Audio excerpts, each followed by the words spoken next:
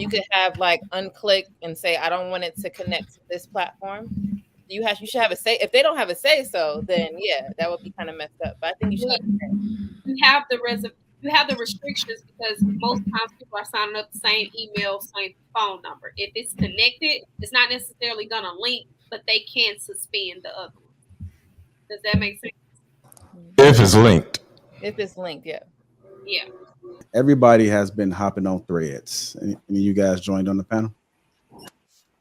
I downloaded the app. Yeah. I have not migrated over there yet. No, I don't think they give I have you a test. Like, listen, it's always a good idea to get ahead of the curve. So yeah, I jumped on like 7 o'clock this morning. Once I saw it pop, I saw it on the news, and I was like, wait, I had to look up how to do it real quick.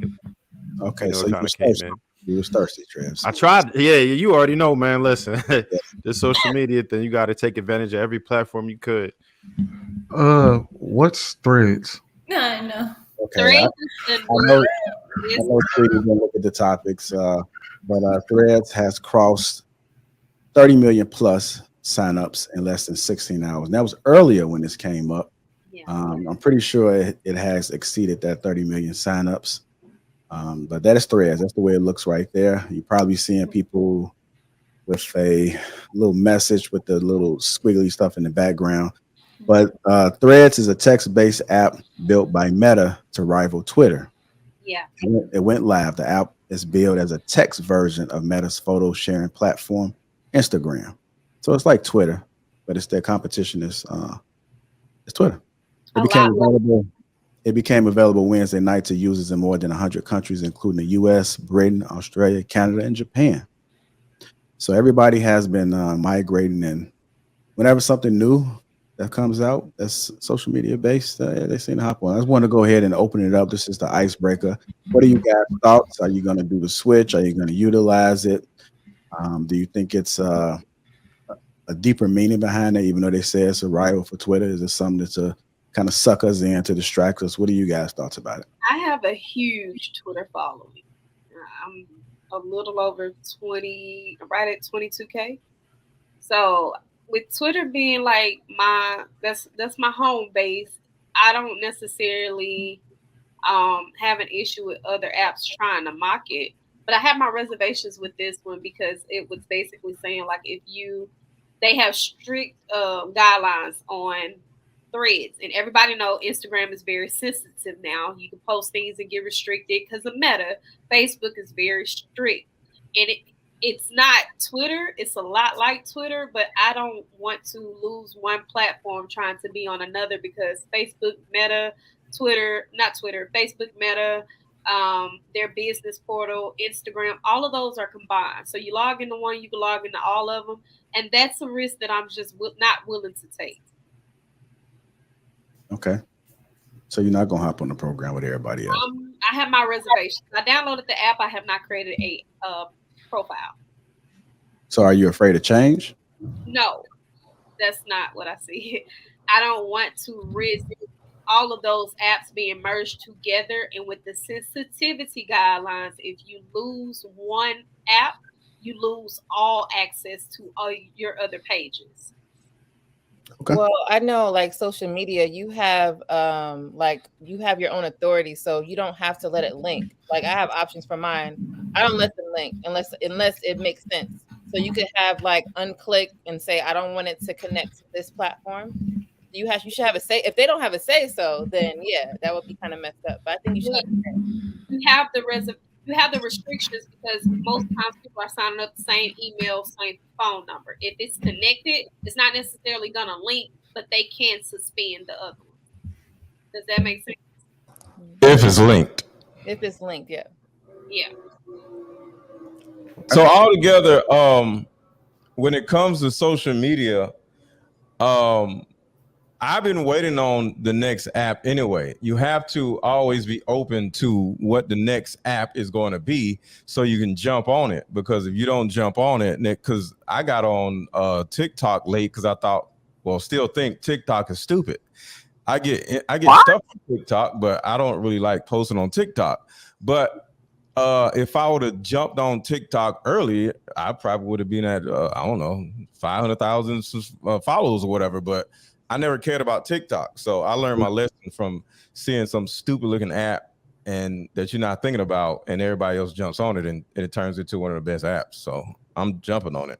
Well, that's because you got to do a dance on TikTok in order to grow. When it first came out, it was like dancing. It was like dance for like 2 years. So I thought it was Or stupid. listen, if you could make it sound like a conspiracy theory, you could probably do it, because I had a couple on TikTok that actually went viral. Not a lot, but I had 2 videos so far that hit some serious numbers. And I don't do anything specific for TikTok. Just repurpose my video on there. So I try to put something that's kind of appropriate to everything, or just my type of content. I'm going to do me, so I'll put it on everything, and then whatever gives me something back for it, I'm cool with. If not, whatever. But it's another audience. Some people only use TikTok, so I think it's important to be exposed to every single platform.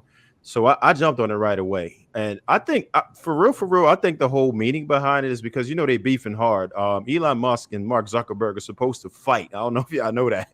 They're supposed to have a whole rivalry. fight. Yeah, so I think they're really just pissed off with each other, so they're going to try to go back and forth. I don't know. We have to wait and see if it's going to get the same type of traction, but they have the user base. And another thing that they did was they made it very easy to cross over. I did not have to rebuild my profile or anything. It was just streamlined. It took me about 15 minutes to optimize it to where it just let me in. I didn't have to relog in. I kept my same bio and everything. And sometimes you just want to say something. Twitter doesn't give me that much traction. It's difficult. That's one of the few platforms that show me no love. So to be able to post sometimes just your thoughts, I don't know. I haven't mastered that algorithm yet. But either way, it's an opportunity for you to be able to jump in on that style of a platform and bring your audience that you already have. Not to mention, if you're one of the early jumpers, particularly with Meta, how they operate is if you use their new features that they're pushing, they're going to boost you in the algorithm. So right now is the absolute perfect time to get in while they're trying to get it started, because it's going to push you. And the people who are given the most effort in their newest features are going to get the most love from the algorithm. They'll also attempt to monetize. They'll find some type of way to monetize over Twitter. At Twitter, you can get subscriptions. Twitter, you can have like NFTs or Cash Apps linked. But there's really no real way to monetize on Twitter, even with like having Twitter Blue. Meta, they pay. They're all about trying to pay their creators, whether it's Facebook or whether it's Instagram. They're gonna find a way to link for you to actually be able to generate income for helping to boost their platform. They just killed my reels, though. I was getting a little bit of money off of my reels. I was getting a few $100s a month just from the reels, and then they stopped that. They just pulled the rug from underneath us. So now that's no longer a form of income. We just doing our reels for free now. So you can still get paid through like gifts and stuff like that. Yeah, people have to personally donate. It's not just from you getting the views like YouTube or TikTok right now. And one thing I noticed, you can add a link, so you can post something and put a link right in there, just like on YouTube. You can't do that on Instagram, but you can do that on Threads. That right there, I said, oh yeah, this is gonna make me some money. So that's how I'm gonna make money off my links. Yeah, but y'all sound thirsty as hell. Circumvent, man. Listen. Look. Hold on. We not thirsty. We hungry. No job, bro. We hungry. We ain't thirsty. We hungry. Right. I ain't got no job. I think what they have working on their side is that they make it so easy. They make it easy for you, so you really don't have to do anything but click. They'll even it tells you to, you can follow all the people that you're following on Instagram. So if you have a large following, you can grab those people right away. But you're not only just capturing a younger crowd, older people are on Instagram and everything like that too. So to make it easy for them to, go right over to Threads, they're just making it easy for everyone. So that, I think that's what they have working on their side. You really don't need to think to use to get on there.